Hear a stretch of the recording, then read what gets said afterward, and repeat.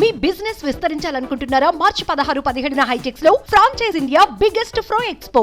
విదేశాల్లో నివాసం ఉంటున్న భారతీయులు, మన దేశ సంతతికి చెందిన కుటుంబాలు, ఐటీ ఉద్యోగులు, విద్యార్థుల మరణాలు కలవరపెడుతున్నాయి.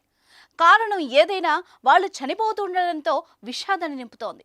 తాజాగా కెనడాలోని ఓ భారత సంతతి కుటుంబం అనుమానాస్పద రీతిలో మృతి చెందింది. వాళ్లుంటున్న ఇంట్లో మంటలు చెలరేగి 2 దంపతులు, ఒక కుమార్తె అందరూ ఒకేసారి చనిపోయారు.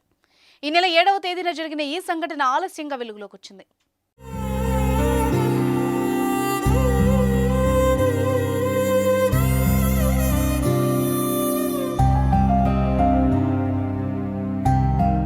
భారత సంతతికి చెందిన రాజీవ్ వారికు, అతని భార్య శిల్పా కోత, వాళ్ల కుమార్తె మహీక్ వారికులు కెనడా ప్రావిన్స్ లోని బ్రాంప్టన్ పరిధిలో భారత సంతతి కుటుంబం నివాసం ఉంటున్నారు.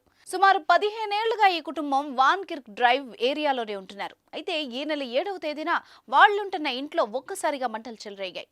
వాటి నుంచి వాళ్ళు తప్పించుకోలేక సజీవ దహనమయ్యారు.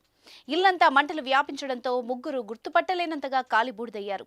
మంటలు వ్యాపించడానికి ముందు వాళ్లంతా ఆ ఇంట్లోనే ఉన్నారని, బయటకు వచ్చే అవకాశం కూడా ఉందని పలువురు అంటున్నారు. అయితే ఈ ప్రమాదంపై పలు అనుమానాలు వ్యక్తమవుతున్నాయి. పెద్ద పేలుడు రావడం, వేగంగా మంటలు వ్యాపించడం పట్ల పోలీసులు, అగ్నిమాపక సిబ్బంది అనుమానం వ్యక్తం చేస్తున్నారు. కావాలనే ఎవరో ఇంటికి నిప్పు పెట్టినట్టు తెలుస్తోంది. అసలు వాళ్లంతా నిజంగానే అగ్ని ప్రమాదంలో మృత్యువాత పడ్డారా, లేదా ఎవరైనా కావాలనే హత్యకు ప్లాన్ చేశారన్న వివరాలు తెలియాల్సి ఉంది. దీనిపై పోలీసులు అన్ని కోణాల్లో దర్యాప్తు చేపట్టారు.